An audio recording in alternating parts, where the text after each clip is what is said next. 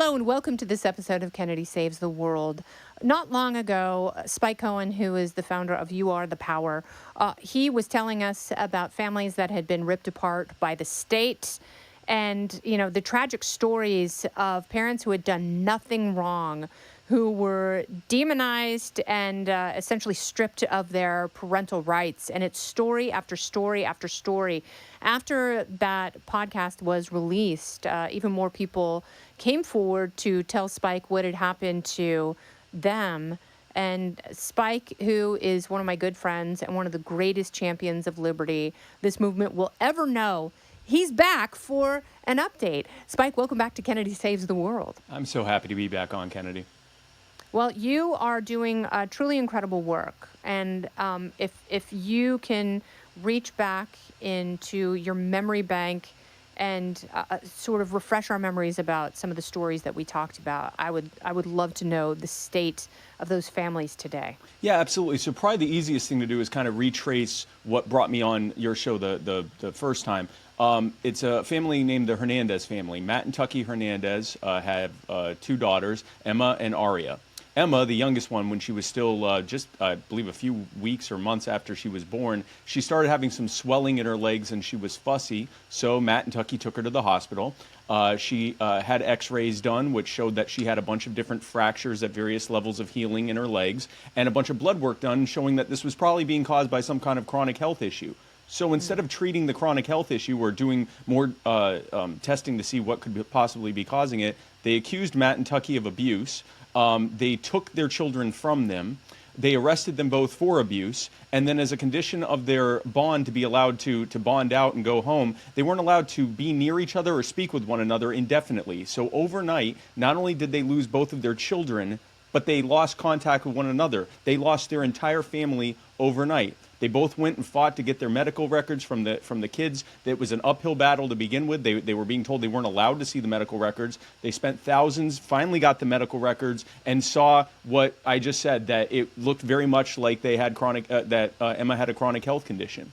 They went to medical experts who ordered more testing to be done, and confirmed that Emma had chronic health issues that were causing the fractures that she was experiencing. They took it to the family court, fully confident that the judge would go, oh, good, this is a big misunderstanding. Instead, the judge completely refused to allow that testimony to be heard or any of the evidence to be presented, and instead took just the testimony of the so-called child abuse pediatrician who brought no paperwork, did not seem all that familiar with the case, and his one bit of evidence was he said, yeah, statistically, these kinds of cases, these types of fractures tend to be caused by abuse. And when he was asked to cite the source of that statistic, he said, you can look it up on the internet. Based on that stellar evidence, the judge ordered non-reunification, which means that Emma and Aria were facing being placed in permanent adoption, and Matt and Tucky would never see them again. They were also facing criminal charges where they could both be put in prison for 40 years each. That's about the time that I came on your show. Wow. So please tell me you have a positive update. Oh, we have a very positive update. But first, I want to tell you a bunch of how we got there, because it was going to continue to get a little bit worse. But then, yes, it will end in a positive. I do promise that. And you can trust me because I'm a Lutheran. But so anyway, everyone's going to be very confused by that. But anyway, so Matt and Tucky Hernandez, it was actually one of the foster families that reached out to us initially and told us about what was happening. And we vetted it very heavily. We did not want to even inadvertently be helping abusers in any way. And after spending dozens of hours vetting the cause, we saw that it was every bit as bad as they said it was. And so we brought it to the public. We came on your show. We blasted it out all over the internet. And two things happened. One, we had thousands of people who were contacting the judge, the caseworker supervisor, everyone involved in this, because we didn't just put the content out and say, hey, be mad about this. We said, here are the people to contact to give Matt and Tucky Hernandez their children back. And so all of these people contacted them, and suddenly the judge did a complete 180, ordered reunification, and said that she'd close it out entirely once the criminal charges were dropped. And then the the defects, which is Georgia's Child Protective Services, they did a complete 180 and closed out their case. And the other thing that happened was we had families from across the country who reached out to us with the exact same story. It was wow. over and over again. We have children. We brought them to a hospital because they had some kind of injury, or they were swollen, or they had bruising or something like that. They were obviously they have Ehlers-Danlos or some other kind of chronic health condition that causes this kind of thing, and were being accused of abuse with no evidence of abuse. Then we found out why it's happening. Under Title 4D of the Social Security Act, the federal government is essentially paying state CPS agencies every time they accuse someone of abuse. Yes. And so, if you subsidize apples, you get more apples. You subsidize corn, you get more corn. They're subsidizing abuse allegations, and even if they don't have to be proven true or false or anything. It's just all they have to do is make the accusation, and they get more money. So because that's how it's set up. It's a perverse funding incentive. I'm sure it was introduced with. I don't think anyone was like, "Wow, this will lead to nationwide child trafficking." I think that whoever introduced it thought that this was a good way to fund things when they first introduced it in the 70s. But what it has happened over the last few decades is you see states that are putting quotas on their caseworkers, saying you have to accuse this many, you have to find this many abuse accusations that you can credibly make. And so now you have CPS workers, they're not looking for abusers, they're looking for kids with fractures, whatever the cause is. And that's the problem. So we had all these people reach out to us, and so that's where that has been. We do have a positive to this, though. Not only have we helped reunite many of these families, and with more reunifications to come, and not only were we able to eventually get Matt and Tucky Hernandez, their children, back. But thank God. Yes, we did. And there's actually, we can get back to, we also kept them out of prison for 40 years. But we also got legislation passed in Georgia called Ridge's Law, which addresses many of the common things that allow these child abuse pediatricians to make these accusations in the first place with zero evidence. That's a horrible system. I mean, that is absolutely an awful system, especially when, the government is constantly talking about how kids need to be supported, and, parents need to be with kids, and, families that are functioning are the best. Yep. Like, what an awful system. And, for the architects of that system to not anticipate the outcomes when it was first enacted, and then seeing those bad outcomes, the fact that it's gone on for so long and hasn't changed, it's kind of terrifying. Yeah, I mean it's terrifying for all parents, because, parents with young kids might be scared to go to the ER if something happens to one of their kids. I mean, I think I told you this last time, but yeah. A doctor friend of mine had taken, 4 boys, rough and tumble kids, as boys are. They're always falling out of trees and getting hurt and just, doing fun boy things. Yeah. So one broke his arm. The next week, another one cut his leg open. And so he was like, if I take my son, and this was in Los Angeles, if I take my son to the doctor, they're going to take him away from me. They might take all of our kids, because that's what the aggressive doctors, the ER doctors, were doing. They were giving these cases immediately to social workers. And he was like, you get the wrong social worker, they will take your kids for a month minimum. So he took his son to his medical office and numbed him up and, did the sutures himself. No, and so what ends up happening is you have people that are having to make these, judgment calls as to whether they should take their kids to the hospital or not, which can potentially lead to other problems, right? Like they can now be accused of neglect if they don't take their kids to the hospital and it turned out they needed to. The other thing that happens is that we believe that there are fewer actual abusers that are getting caught, because it's not about finding abusers, it's about looking for a kid that has something that you can potentially label abuse. Well, an abuser is probably more likely to try to do things to cover their tracks. And if Yeah, the like hit if kids in the stomach.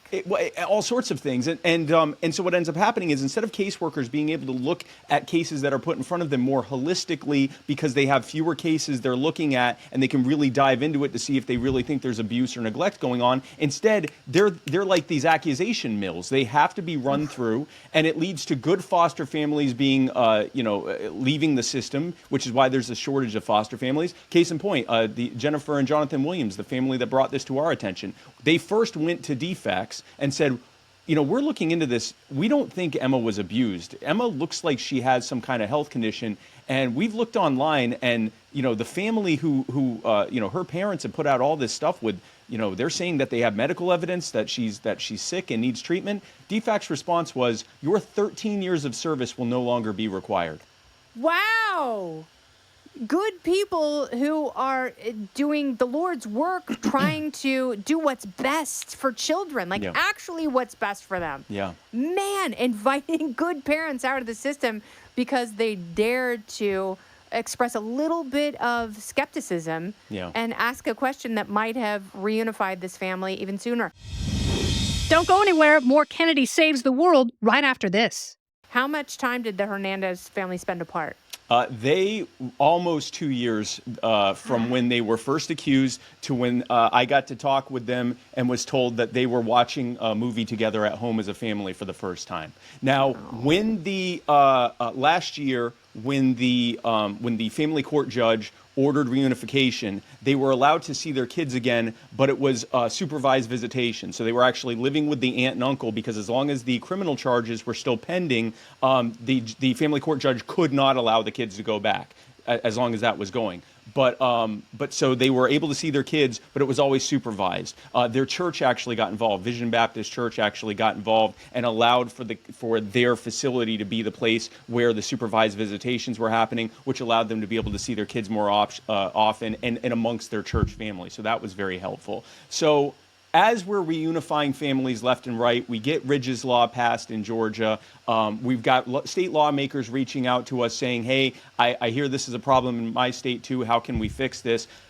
But the Hernandez family still didn't have their kids back. They were able to see them, but they had these pending criminal charges. Now, we were working with their attorneys, providing all the evidence and everything to be able to help them, but we were pretty confident everything was going to be okay, because unlike in a family court where the family court judge, it's pretty arbitrarily up to the family court judge to decide things. The burden of proof is basically whatever the judge thinks happens. In a criminal court, obviously, it's, there's a jury of your peers. Burden of proof is beyond a reasonable doubt. We thought, this is going to be like the other trials we'd help with. They're going to be found not guilty, or they're going to drop the charges. What we didn't know was that the Forsyth County judge was going to not allow the jury to hear any of the exonerating evidence. He was not going to allow them to hear that.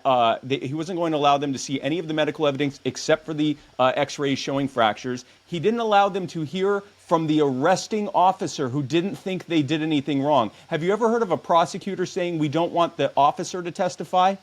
They weren't allowed to hear that the family court judge and DFACS both closed their cases out because they thought that nothing had happened. They realized there was no abuse that was happening. They weren't even allowed to hear that Emma and Aria, the children, loved their parents. The only thing that jury was allowed to hear was that, or the only thing they were allowed to see was that that initial X-ray showing fractures, and the opinion of that guy who said, look it up on the internet, saying that Emma was that she was abused.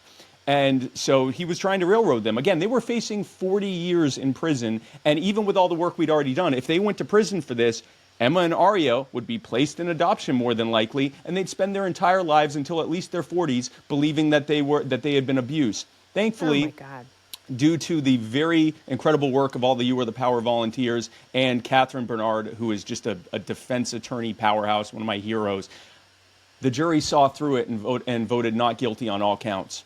They saw that the fix was in, and they voted not guilty. Yeah. Oh, okay. And juries oftentimes get it right. I have to say that. And I still very much believe in the jury system in this country, but that must have been absolutely terrifying for them in that final chapter, really not knowing the fate of their freedom, the very things that we take for granted every single day. You do phenomenal work. And I'm so happy that people get to hear these stories. You talk about some of the positive changes that have happened in Georgia because of the hard work of your organization. What's a state that is the worst?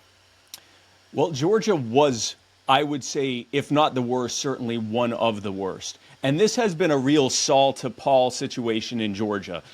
We went in there and the entire political establishment, and by the way, this is not a red state, blue state problem. Another really bad state is New Hampshire. Another really bad state is Texas. And there are states, I mean, it really doesn't matter whether Democrats or Republicans are in charge. This is not about red or blue. It's entirely about getting federal green. That's literally all it is getting that subsidized money. And I'm sure that they convince themselves that they have to break some eggs to make their omelet. Eggs meaning entire families that get destroyed and put in prison. But so in Georgia, Candace Brose, who is the head of DFACS, she was one of our greatest opponents. After viewing one of a documentary by a lady named Rebecca Lindstrom with 11 Alive, after watching that documentary, which talked about the families we were helping, she reached out to us and said, I didn't know how bad this was. How can I help? What do I need to have done? And it's reached a point. Here's what happens with the heads of these agencies. You said resign immediately. No, you know what? If someone's reaching out to me and saying, how can I help? That's the last thing I want them to do is quit and hand it off to some other political crony. The problem is the heads of these agencies, they're going with what the people under them are telling them. And it's reached a point where she kind of trusts us more than them.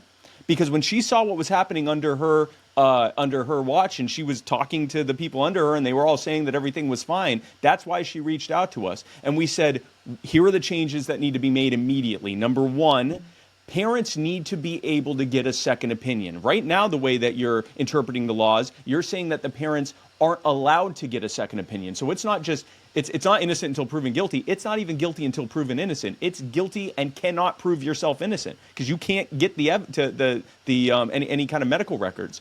And so we said, so they need to be able to get the medical records easily. They need to be able to get a second opinion. And they need to be notified of that. The other thing that needs to happen is very often when these child abuse pediatricians make their accusation, you don't even know which of the pediatricians made the accusation. You just get a form letter with every single pediatrician that works for that hospital listed saying that this accusation was made. And we said, we need to know who made the accusation, and we need them to affirm that they actually reviewed the medical evidence in its entirety before doing this. We need some kind of attestation that's legally binding that says that, that they actually looked at the kid's medical records and didn't just sign something saying abuse. And so she made that policy immediately, and then it ended up getting introduced as law, called Ridge's Law, and it passed unanimously in both chambers of the legislature, and it was signed by Governor Kemp back in May. Well, continued success in rewriting these laws and protecting families and children. Where can people go to learn more about these stories, Spike? Absolutely. Well, our next goal is, and we're probably a couple of years out from reaching the critical mass we need, but the next goal is to fix this at the federal level. The federal government needs to stop. However they fund these agencies, if at all, they shouldn't be paying them to make accusations. So that's the end goal here, but we're going to work state by state in the meantime. If people want to be involved with this and any of the other work that we do to work with people who are having their lives upended by out-of-control local and statewide government officials, go to youarethepower.net and sign up today. I'll do it. Spike Cohen, thank you so much, and we'll talk to you very soon about your other pursuits of liberty. Thank you, Kennedy. He's a Lutheran. You can trust him. This has been Kennedy Saves the World, along with Spike Cohen. I'm Kennedy.